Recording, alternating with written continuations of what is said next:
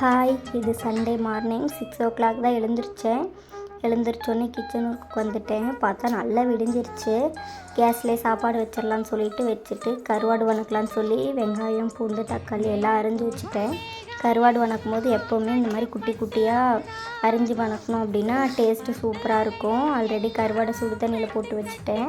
அப்படின்னா தான் கட் பண்ண கொஞ்சம் ஈஸியாக இருக்குன்னு சொல்லிட்டு அடுப்பில் பாத்திரம் வச்சு எண்ணெய் ஊற்றி கடுகு போட்டு கருவேப்பிலை போட்டதுக்கப்புறம் கருவேப்பிலை நல்லா வணங்கிருச்சுன்னு வெங்காயம், தக்காளி எல்லாமே போட்டு வணக்கணும். ஃபஸ்ட்டு வெங்காயத்தை போட்டு நல்லா வணங்கணும். நம்மளுக்கு வணங்கினா தெரியும் பொன்னிறமாக வந்ததுக்கப்புறம்.